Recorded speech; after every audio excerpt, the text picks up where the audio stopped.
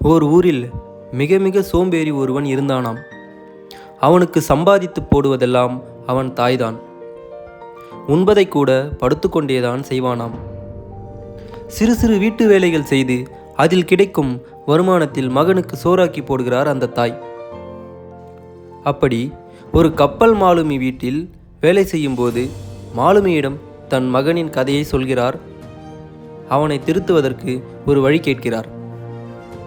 அதற்கு மாலுமி, உங்கள் மகனை எப்படியாவது எழுப்பி அவன் கையில் ஒரே ஒரு படி கேழ்வரகை கொடுத்து என்னிடம் கொடுக்கச் சொல்லுங்கள் என்றார். தாயும் கஷ்டப்பட்டு மகனை எழுப்பி கெஞ்சி அவனிடம் கேழ்வரகை கொடுத்து அனுப்பினார். அவனும் மிக சலிப்புடன் எடுத்து வந்து மாலுமியிடம் கொடுத்தான். அதை பத்திரமாக பாத்திரத்தில் போட்டு எடுத்துக்கொண்டார் மாலுமி. அவர் போகும் நாட்டிலெல்லாம் அந்த கேழ்வரகை என்ன செய்ய முடியும் என்று யோசனையிலேயே திரிந்தார். யாரும் அதை வாங்குவதாக இல்லை. கடைசியாக ஒரு நாட்டில் நடந்த சந்தையில் அந்த கேழ்வரகை கொடுத்து ஒரு நோஞ்சான் குரங்கை வாங்கினார் மாலுமி. அன்றிரவு ஒரு தீவில் ஒதுங்கிய போது தீவில் வசிப்பவர்கள் மாலுமி மற்றும் இதர வியாபாரிகளை சிறைபிடித்து கட்டி போட்டார்கள். காலையில் அவர்களின் இஷ்ட தெய்வத்துக்கு அனைவரையும் பலி கொடுக்க திட்டமிட்டார்கள். மாலுமியும் வியாபாரிகளும் என்ன செய்வதென்று தவித்தபோது அந்த குரங்கு அவர்கள் கட்டை அவிழ்த்து விட்டது.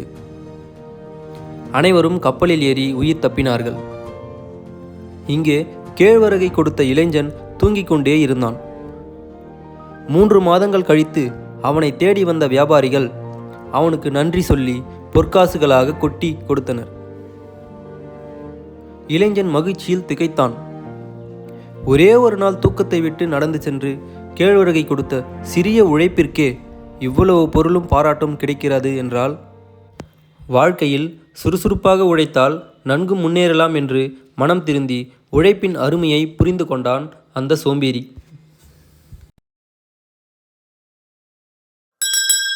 Audio Jungle.